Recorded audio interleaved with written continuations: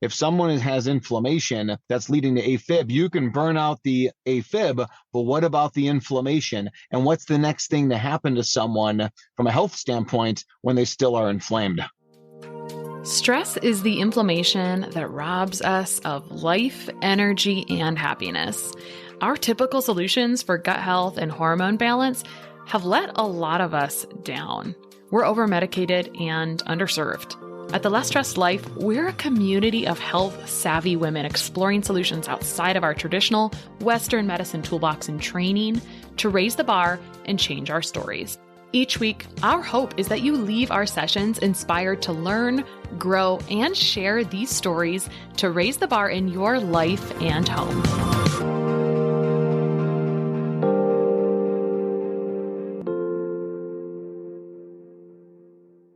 All right, so I have Dr. Jack Wolfson, who's a board-certified cardiologist. He uses nutrition, lifestyle, and supplements to prevent and treat heart disease. He has a long bio of a lot of things. He's been chairman of medicine, director of cardiology, director of cardiac rehab, and selected by his peers as one of Arizona's top docs in 2011. In 2012, he founded Natural Heart Doctor to offer his patients the ultimate in holistic heart care, and people worldwide consult with Dr. Wolfson traveling to Arizona. And we were just talking about his move to Colorado, so we can talk about that. He's been recognized as one of the top 50 holistic medical practitioners.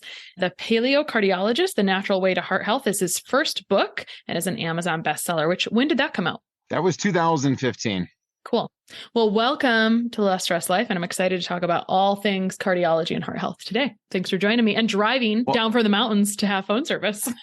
Yeah, no, it's fantastic, to be on. Loving to share the heart health and wellness information. My 2015 book, everything I said in there, rings true. But there's a lot more things, of course, I've learned over the last 7-8 years since the book was published. But it's been a great way for people to get the truth about heart health. People are stuck with their conventional cardiologists, pills, procedures, not getting real answers. So that book provides that. And of course, our website does. And hopefully my new book will be released in sometime in 2023. Cool. Well, let's jump into, you recently moved to Colorado, but before all of that, you really took a bigger move, which was out of working in hospitals, working for yourself and doing things completely against the grind or against the grain. And I always like to hear about the catalyst. Like, what was the last straw for you? Why the change? Because it's not necessarily an easy transition. Some people have different transition stories, but we're kind of in a time, I keep asking providers that I interview about this that have done this earlier. We're in a time where people are just in general kind of annoyed, right? They don't feel like they could be making as big of an impact, et cetera. So what was kind of the last straw for you or the thing that caused you to transition, and how did you transition? Well, once I, met my wife, who's a doctor of chiropractic, DC, or as she says, doctor of cause, and I learned the truth. She pulled me out of the medical matrix, really told me about what causes all disease. And as I was learning that, I was trying to make changes inside of the conventional cardiology group that I was with.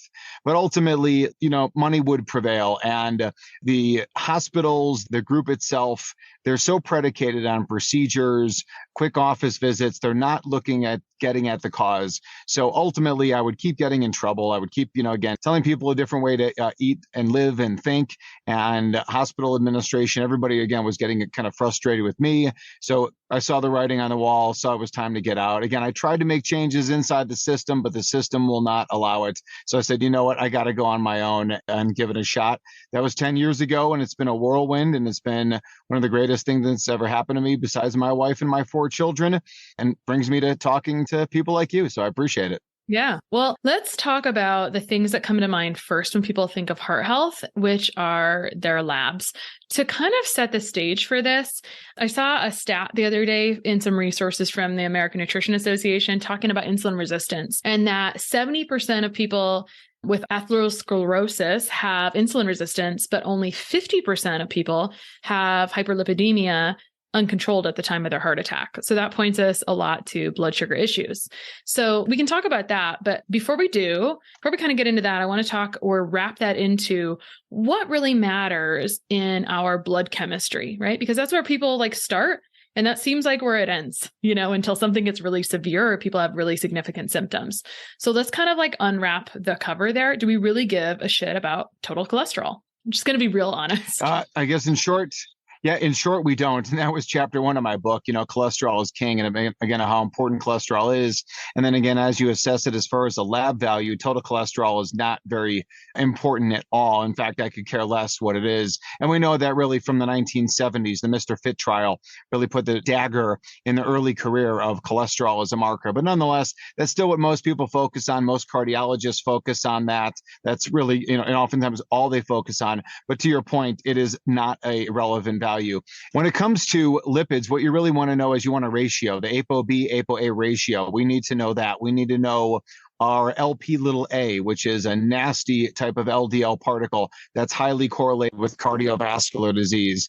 And then you can know triglycerides, and triglycerides go back into your point of that insulin resistance, dyslipidemia syndrome. They all kind of go in together, what's called metabolic syndrome. And there's a whole kind of thing that surrounds that again. But those markers are one thing. I think what are even more important are the markers of inflammation and oxidative stress. If you have inflammation and you have oxidative stress, you're in trouble. You need to know those ox-LDL, lipid peroxides, myeloperoxidase, and then, again, the markers of inflammation, HSCRP, phospholipase A2. Those are the real things we want to know. Is your body on fire? And if it is, we need to figure out why. And ultimately, like you said, let's look at fasting insulin. Let's look at fasting glucose. Let's look at hemoglobin A1C. Those are very important markers as well. We can look at uric acid, and then we can go intracellular. We can look at intracellular vitamins and minerals. What is your level of copper, your zinc, your selenium, your CoQ10, your glutathione, your omega-3s? What are your levels of all the fat-soluble vitamins and the water-soluble vitamins? We can determine all those. So again, the standard medical doctor is just doing the basic 1970s tests. And when you work with a holistic practitioner who really wants to take a deep dive on all these things, then you're really going to get some solutions. And we do leaky gut testing, we do mold mycotoxin testing, we do environmental toxin testing, toxic metals, you can do gut analysis. And truly, I think for someone who really wants to know their status, their health status, that's the information we need. And then, people like you and I, Krista, we put them on a plan, and then we retest 3-4 months down the road, and we make sure that they're on track for what I would say is their 100-year heart, what another person would say, the 100-year, body, the 100-year lifestyle. That's where we're at. Yeah. Want to feel younger as you get older. So I heard you talk about something I almost never hear people talk about very commonly. I mean, in my profession, we do talk a lot about comprehensive testing of vitamins and minerals, but you just brought it up and I'd love to hear about it from your perspective. How often are you looking at that? Because there's a lot of options for testing and you don't always have to test every single detail for every single person, right? So how often are you looking at vitamins, nutrients, et cetera? Are you just kind of going and supporting mitochondria because it's such a big thing for heart health? How do you approach that depending on the person? Well, again, it depends on maybe someone's financial capability for any of these tests. So in that sense, the first things we're going to do, right, is eat well, live well, think well. You're going to spend the money on eat well, live well, think well. And then ideally after that, you test, don't guess. So the testing, of course, could be thousands and thousands and thousands of dollars, or it could be very minimal, depending on what tests you run. To your point, if what we want to really focus on is that one area and say, okay, well, how do we support the mitochondria? Again, what are the best tests to look at the nutrients that support the mitochondria? And that just goes back to the B vitamins. Well, if you don't have vitamins, B1, B2, B3, you're not going to have functional mitochondria. If you don't have, again, B5, they're all important for the mitochondria. If you don't have copper, the mitochondria is not going to function. Copper is critical for electron transport chain units 1, 2, and 4. If you don't have omega-3s, if you don't have CoQ10. So again, that's where really that analysis comes in to really dial in how we can support mitochondrial function. And then ultimately, if we have a lot of reactive oxygen species, so if we have a lot of oxidative stress by measurements, then yeah, we want to support that mitochondrial function. Not only that, but we also want to support superoxide dismutase. We often reach, Krista, for these antioxidants. And are you taking enough C and E and resveratrol or other herbal, compounds that are known to have antioxidant potential, and even some of the most, in some of newer things. Again, you get people talking about methylene blue and some of the heavy electron donors of what it is. But the best antioxidant system is really the superoxide dismutase, and that's just inherently made in our body. And that's really where the best balance comes in. And supporting that is the best way to go. Some of these external antioxidant systems, they are not overly beneficial according to the literature. And again, it may be if we support our own antioxidant defense mechanisms, that's the strategy. So I like to think about common denominators when I think about a certain condition. So I want to talk about some different heart conditions, and then I want to then jump to different stealth infections. And before I do that, you were just talking about all the nutrient supporting mitochondria and B vitamins. For example, if your gut's not working, as you were saying, you're not going to digest and absorb B vitamins either. So there's and you brought this up in different words earlier, but there's a lot of opportunities to look at things. And this is kind of how I feel. It's like once you know things, you can't unsee them anymore. So you kind of just want to fix everything once you're in there. It's just how it is sometimes. So it's nice to hear you say, and I hear this from people who specialize in all different things. So often we're kind of trying to take care of everything, as much as possible. I mean, people talk about gut health all the time, right? But it's not that we're actually doing as much as we could be sometimes with it. As much as popular as it's gotten, we haven't made treatment or improvement of gut health as mainstream as it probably could be yet. All right. So I want to talk about stealth infections and these common denominators of other things. Let me start with stealth infections because it probably relates a little bit to your last points. Before we hit the record button, we were talking a little bit about your personal story with mold in Arizona. And then we got to talking about mold and cardiovascular disease. So let's talk about all stealth, sneaky, annoying things that can be driving inflammation, these inflammatory markers, and thereby causing issues with the heart. And maybe first, to make it tangible, tell us what this can sometimes look like on the outside that might alert someone to say, hey, doc, I think I've got a heart problem. And then you look and you say, I think this is actually a different stealth infection, if you will go into that. Well, I think, the reality is, and literature supports this, pretty much any kind of complaint or ailment can be linked to cardiovascular disease. Not in so much that if someone says, I've got a rash, is that my heart? Well, you'd probably say, of course, no. But you would say, well, if I've got a rash, that means I've got inflammation. Something is leading to that rash. And if I've got that inflammation, well, of course, now my heart is at risk because inflammation and oxidative stress are linked to all cardiovascular conditions: atrial fibrillation, cardiomyopathy, heart attack, stroke, abnormal lipids, blood pressure, whatever label us medical doctors want to put on things. Again, it's all linked to inflammation, oxidative stress. So as we look at all of that and we say, okay, well, what's going to be causing that inflammation, oxidative stress? That's where it takes us maybe into these stealth infections that you mentioned. But even the stealth infections kind of thing, whether you're talking about Epstein-Barr or other viruses, or you're talking about parasites, and maybe Lyme, disease, from the Lyme spirochete and other co-infections. I think that the reality is that a lot of those quote unquote chronic infections, they are because your immune system is damaged and you are not able to clear out things that we should be clearing very easily. And again, one of the biggest immunosuppressives is mold in your environment from water damage. The mold mycotoxins are immunosuppressives and make your immune system dysfunctional. So now you can't clear Borrelia equals to Lyme or Babesia or Bartonella, and you can't clear Epstein-Barr and other viral infections. So if we look at the concept of mold and mold in your water damage building, mold mycotoxicity, it really provides that kind of overall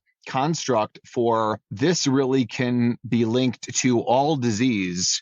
And it's very interesting. And again, that's why I think most people, they don't get success when you try and quote unquote treat Epstein-Barr or you try and treat Lyme. Again, there is an issue there. Now, other things that could be a chronic irritant, of course, if you have dental issues, if you've got infected teeth, if you've got periodontal disease, if you've got root canals that are chronically infected, which they all are by definition, well, that, of course, would also provide the foundation of chronic infection leading to immunodysfunction. And I'll say also, if you are in mold, it leads to the difficulty and inability to clear dental infections as well. So I think those are two really important points for people to look at. Again, what is your oral health status as really foundational? And then, of course, what is your, mold mycotoxicity status? Yeah, I think about oral health all the time. I always think that what's going on in your mouth is probably a window to what's going on the inside of your body. So I'm glad to hear you. You also feel. And again, like, this is not just like pie in the sky, thinking like this in the medical literature. There are dozens and dozens of studies that talk about periodontal disease and cardiovascular risk. We know that when you look at, you do cultures and coronary plaque, you will be able to grow out a lot of bacteria that come from the mouth. And if we look at the issues regarding, gut health, how much of that comes from the mouth? How much does gut health actually lead to oral disease? There's a lot of that theory out there as well. Kind of which came first, the chicken or the egg? Was it the dental issues that led to the gut issues? Was it the gut issues that led to the dental issues? I think clearly the answer is probably somewhere in the middle, and the fact that it relates to both. Mm-hmm. Speaking of viruses, you brought up viruses. Cardiology has gotten a lot more of a spotlight in recent months as we've seen young people with myocarditis and other heart issues or kind of heart-like symptoms or cardiology type symptoms, kind of with COVID and COVID vaccination and all of those things. Can you explain the mechanism of what's happening there? Well, the alleged purpose of a vaccine or the COVID mRNA shot is to stimulate the immune system to produce a response against the said, pathogen that we are injecting. And we're trying to stimulate that immune system, whether it's to the chickenpox virus, the measles virus, diphtheria, pertussis, tetanus, or COVID. So there is a purpose allegedly for that. And once you stimulate the immune system, well, now again, you've got the immune system. Now it's kicked in, and it was kicked in artificially. And therefore, the response is anybody's guess. It's not natural. So therefore, the response is truly unknown. So could that response, of course, it always leads to inflammation. It always leads to oxidative stress. And when going haywire on that, now you can develop cardiovascular problems. So you can develop immune system attack on heart muscle cells, for example, in the case of myocarditis. You can also cause mini thrombotic events or macro thrombotic events leading to massive stroke or heart attack, but they could also be small events leading to obstruction of the tiny vessels inside of the heart, leading to maybe a more subtle myocarditis. And the worst part about it, or one of the worst things about it, is that the medical community, they can recognize that there is the risk of myocarditis. They are totally underestimating the amount of myocarditis that's generated. And then, of course, they're underestimating the long-term impact. They're saying, well, these myocarditis cases, they mostly heal. Well, how can you tell me that a 15-year-old myocarditis case is healed? How do we know what's going to happen to that person 10 years down the road, 20, 30, 50 years down the road? And does it increase their risk of heart attack, stroke, atrial fibrillation, cardiomyopathy? We have no clue. So, the reality is it's always been the principle of first do no harm. And again, I think we're harming a lot of people. The message should always be give the body what it needs, take away what it doesn't. Health will never be at in a prescription, and health will never be at the tip of a needle. You just brought up, healing carditis in a 15-year-old. How do we assess for carditis so that way you can know if it has resolved?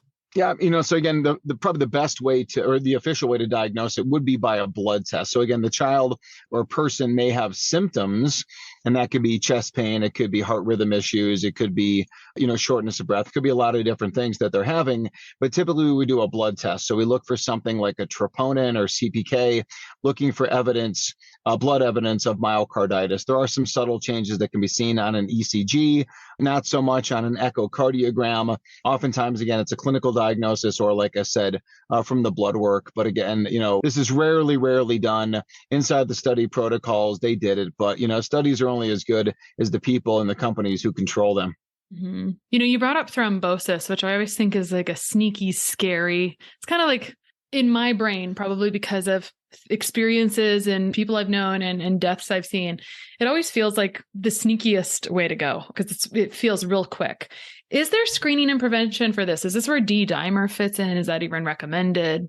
Yeah, D-dimer is a pretty cool test. It is kind of non-specific, so it can be elevated in the cases of just inflammation in and of itself. And the problem is kind of like what to do about a D-dimer. So if someone, for example, got a shot or had COVID or whatever it may be, so to check a D-dimer, what do we necessarily do with that information? I don't think we really know. So for example, if we saw someone with very high D-dimer and yet they don't have any overt symptoms, should we put them on some kind of pharmaceutical anticoagulant? Or should we rush to do additional natural strategies like gonatokinase, serrapeptase, lumbrokinase, some systemic enzymes? Should we try and rush that person and tell them, hey, listen, you better get super serious about your diet right now. Eat plenty of wild seafood, eat plenty of nose to tail animal products, get rid of carbs, sugar, and the grains, or make sure you get sunshine? Or should we put that person in some kind of a red light therapy or, vitamin D lamp, all these different things that we would do for those people? But I guess those are certain things that I would consider. Krista, if somebody called me up and they're like, oh my God, I did this and now my D-dimer is this, what do you think I should do? So I think all those options are on the table. Personally, I've never prophylactically recommended any kind of pharmaceutical for those people. And I think there are protocols, of course, that include aspirin and other pharmacologic therapies. It's just not something that I think is really necessary. And I think the risks outweigh any benefits for those pharmaceuticals. Yeah, the tricky part about cardiology is that it seems like a lot of the conditions that we're most familiar with tend to be emergency style situations sometimes, right? Like, I guess there's the chronic rising, been brewing for a long time, and then some of this stuff just kind of comes out of nowhere. It always makes people worried when they have feelings around their heart flutters and all those things, which brings me, feel free to interrupt me if you have something to say there, but that brings me to asking you a little bit about AFib. I feel like I see this quite a bit with people, and you brought it up, you mentioned it in passing before, but will you define AFib technically for us?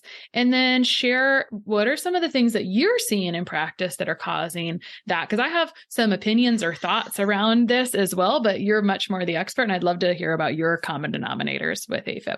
Well, atrial fibrillation is the most common heart rhythm abnormality in the world. It's the number one reason why people come to see me in person in Arizona or consult with me over the phone. And I think the issues with it really are that people are scared, right? They're scared of atrial fibrillation. They don't like the way they feel, racing heart feelings, palpitations, flip-flops. They certainly, when they see their medical doctor, they don't want to necessarily go on pharmaceuticals.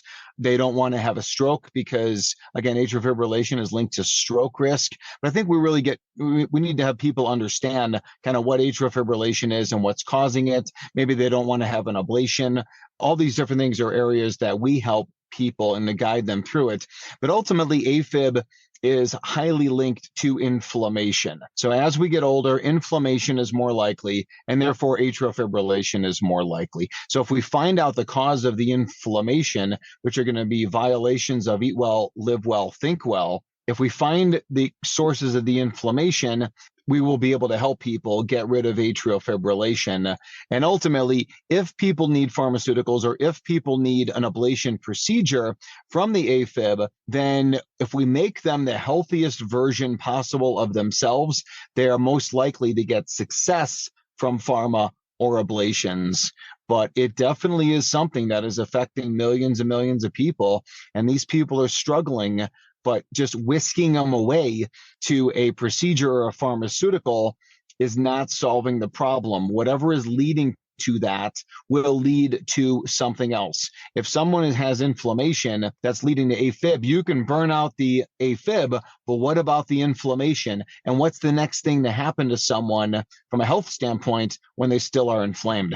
And I think the other question for me and for listeners is, how do you assess and determine if it's really AFib or if it's really not technically AFib, but a flutter, or could it be mineral deficiencies? Those are questions I have. When the adrenals are on the struggle bus and when minerals are really low from stress, I think that this is really a question for you. It seems that some of these symptoms something like this can be possible. So what is the cutoff of this is actually AFib. How do you assess that? And then this is really not AFib, but my heart's fluttering. Well, the best test to do that, I think, is what we sell is called the ZIO patch, ZIO patch. And it's a 2-week patch, sits right on top of your heart and watches every single heartbeat for 2 weeks. So when you have symptoms, the device records it. It'll tell us, is it atrial fibrillation? Is it atrial flutter? Is it AV nodal reentrant tachycardia? Is it AV reentrant tachycardia?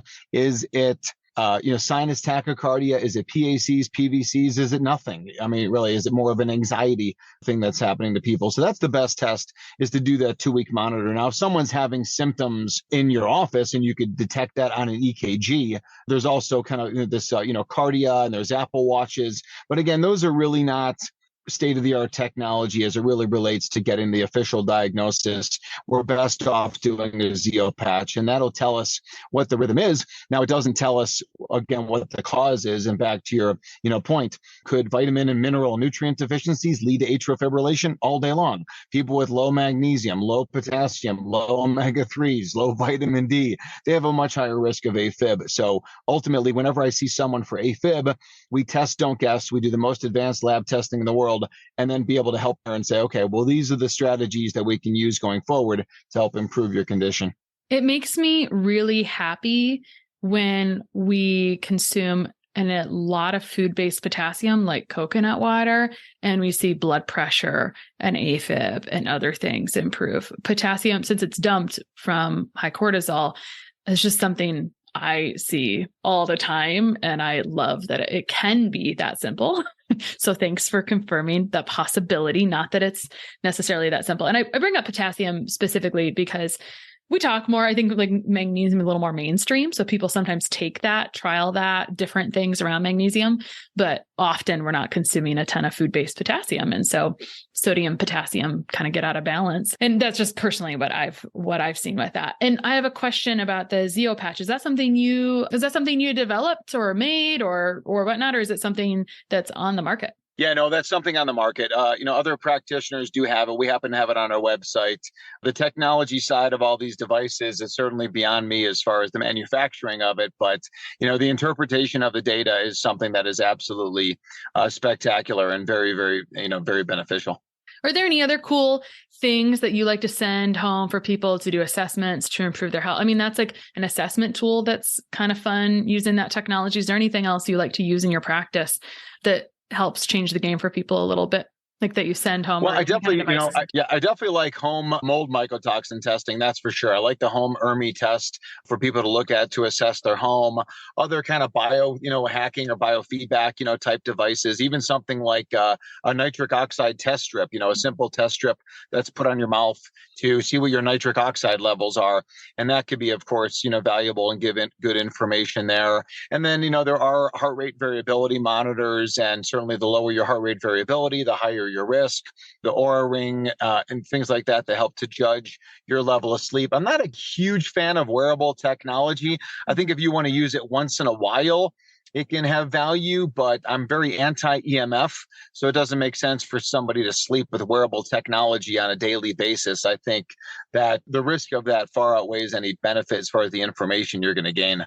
Mm-hmm. I actually just interviewed a researcher on nitric oxide, and so it has some things in supplement and some things going into pharmaceutical in the next 24 months, which we talked about pros and cons of that, but I'm hopeful that something our body naturally makes can be a useful thing for the future of cardiology and blood pressure as well, without side effects. So thanks for bringing that up. I mean, again, natural nitric oxide boosters, beetroot powder, leafy greens, amino acids, L-arginine, L-citrulline, L-taurine are notorious nitric oxide boosters. Sunshine, of course, is a nitric oxide booster. I believe chiropractic care is a nitric oxide booster. So a lot of different things we could do there. I did also want to say, listen, I share your love and passion for coconut water, and my kids totally, dig on it. That's a phenomenal treat. Avocado, I often say the avocardio is loaded with magnesium, as you know, and other, beneficial nutrients. Bananas are really not a good source of potassium, as I'm sure you tell your listeners as well. But, sweet potato is another option. But hey, listen, don't forget, we as humans need potassium, and therefore all mammals and animals need potassium. So when you eat other animals, you're getting the potassium from that particular animal, and that's going to have benefit for our health. Is there anything you want to say about for the people that say we should consume less meat for cardiovascular health on that note? Listen, I don't make the rules. It's Mother Nature. And for the last 3.5 million years, been hunter-gatherers. That's in the paleontology literature, the anthropology literature. It's not in the medical literature, but those are the researchers, the PhDs who came up with it. And then, of course, you can look at TV shows like Alone, Naked and Afraid. Love those shows. I'm sure you do as well. Krista, it's great for the family to watch. And again, you put a vegan in that environment and they quickly turn or they leave the show. So again, there's no bags of oatmeal or walnuts in the wild. When you're in the wild, you quickly become a hunter where you're going to die. So that being said, again, the most nutrient-dense food in the world is animal liver. There's nothing else even close. So why would we try and limit the consumption of the animal products? People who eat the most amount of seafood, lowest risk of everything. People, again, who consume liver, you're getting all those nutrients. If you have an unhealthy heart, why would you not eat animal heart? And of course, we're only talking about free-range, grass-fed, grass-finished, pasture-raised, the healthiest animals in the world. I'm never talking about anything aside from that. So again, I like eating plants. I like eating vegetables, but don't confuse the two. It's just the health value and ramifications of eating the animal products are beyond, compare. There's nothing in the plant kingdom that compares to those foods. Totally. So you brought up HRV, which I forgot was something that can be very accessible to people. It may not always be accurate. Will you give a touch more lip service to HRV? Because I think it's a little bit of a buzzword right now, but people don't always know what it means all the time. Yeah, so HRV stands for heart rate variability. And what they're measuring is the beat-to-beat variation in time between one beat from another. And when you look at a child, for example, they'll have phenomenal, if they're healthy, heart rate variability. And as we get older, we lose that. So essentially, if our heart beats 60 times a minute, it could beat every single second, totally perfectly spaced out, 1 second, 2 seconds, 3 seconds. Now, heart rate variability would mean in between the first and the second beat, maybe it's a little less than a second. The next time around, a little more than a second. And again, that variable nature of that. And the more that variability we have, which can be measured, and I agree with you, a lot of the tech that's out there, unfortunately, does not give us a good approximation as to how we're doing. So I think time will tell. We'll learn more about it. Now, it's interesting, of course, if you do have atrial fibrillation, by definition, that's high heart rate variability. So you can't check things. We're only talking about people who are in normal sinus rhythm. But, I think like anything, right, it's just one of the other strategies. But ultimately, to your point, the technology still has to be a little bit refined. Yeah, I know. People always recommend Oura Ring, and I'm always looking for other options for it. I was recently looking for this because I was testing some other tools and I wanted to see if there was impact on heart rate variability. I think one of my final questions is really like how do healthy people kind of like assess and take care of our heart health, but before we get there. But I think of HRV, like that's an option for people that's a little bit accessible, even though the tech, like you said, isn't there. But okay, before we go to those last couple of questions, I have another one that came up with some client stuff this week. So I see a lot of Afib, but this week I had a client asking me about, she has a pacemaker and I was going to have her use a vagus nerve stimulation device. And I've actually had this come up multiple times for different clients and different things happening. So there's different types of vagus nerve stimulation devices. But is there really a serious contraindication to doing vagus nerve stimulation or using a device that stimulates it if you have a pacemaker or other heart condition? Again, right, we'll qualify this and say, ask your doctor, of course, but I don't see any issue with it whatsoever. So a vagal nerve, stimulating device, again, if you use something that's, right there on the vagus on either the left side, on the right side, that is not going to be near the pacemaker generator, which typically is under the clavicle over here on the left side, most commonly is where it's placed. So again, if you're going to do a right side stimulation, you're not going to be near that. Now, there are wires that dive down through the subclavian vein into the right side of the heart. So you probably wouldn't want to put any kind of device directly on top of where those wires may be or where the leads are. although they are deeper down, it's not likely to cause any problem or damage to the device. And certainly if you're concerned, you could actually use the device while you are getting your pacemaker checked at your doctor's office. So you could do that as well. And really, I don't think vagal stimulators, I think, are a problem for anybody with cardiovascular disease. I think they're the solution. Again, that's what we're doing it for, is to get people out of this dominant sympathetic tone and to induce a parasympathetic tone. And vagal stimulation is proven in many studies to actually decrease the incidence of atrial fibrillation, decrease blood pressure, lower heart rate, and increase heart rate variability. So these are all really good things. And I think that that's wonderful techniques. I think also any kind of technique that stimulates the vagus, again, whether it's, gargling, singing, humming, bearing down for bowel movements, cold water, plunges. I mean, there's so many different things that people can do. Breath work, for example, helps to stimulate the parasympathetic nervous system. So lots of different options there.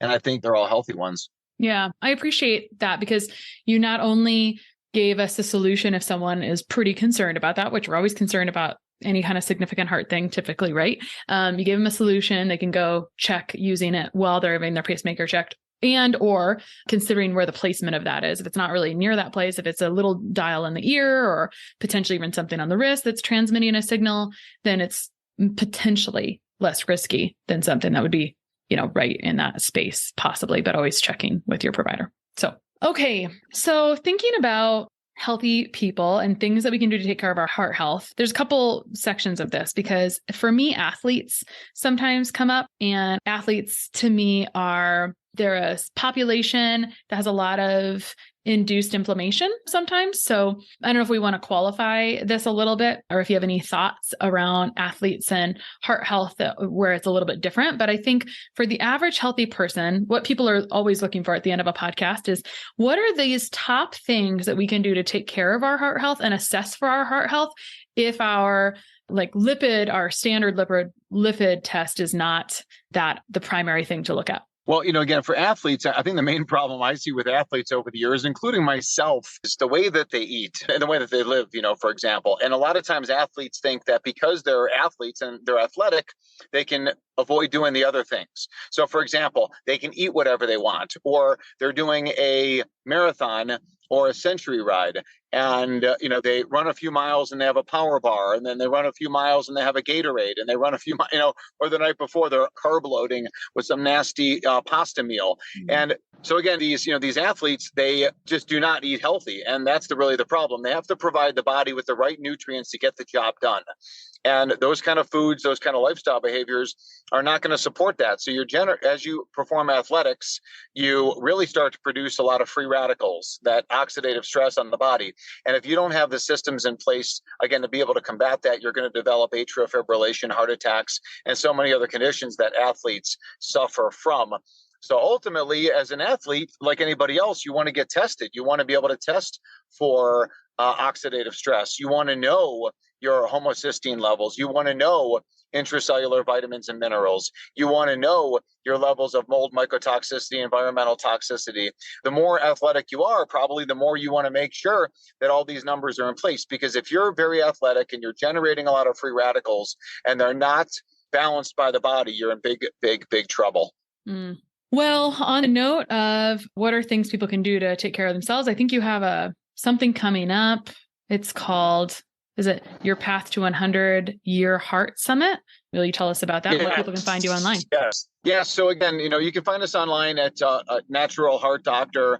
We do have something coming up called the 100-Year Heart Summit, and myself and my associate practitioner, who's a naturopathic medical doctor, we've interviewed about 35 different health experts about cardiovascular conditions. And of course, whenever you treat cardiovascular conditions, you treat everything else from brain disorders, autoimmune conditions, fatigue, cancers, you name it. So there's a lot of different things that we can help with in that arena. But again, it's called Your Path to 100-Year Heart Summit, totally free. And would love for any of your listeners and followers to check it out.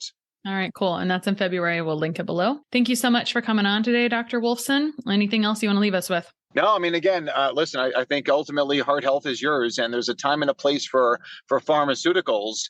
And, again, God bless the men and women who are there in emergency rooms and trauma centers doing what they do. But when it comes to prevention, the medical doctors have nothing.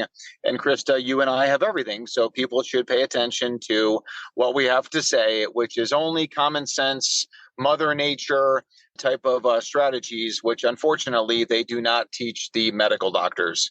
You learn a lot through experience and trials and just all kinds of things. So thank you so much for coming on today and for sharing, and check out Your Path to the 100-Year Heart. All right, perfect. Thanks so much for coming on today. Sharing and reviewing this podcast is the best way to help us succeed with our mission to help integrate the best of East and West and empower you to raise the bar on your health story. Just go to reviewthispodcast.com/less stressed life. That's reviewthispodcast.com/less stressed life. And you'll be taken directly to a page where you can insert your review and hit post.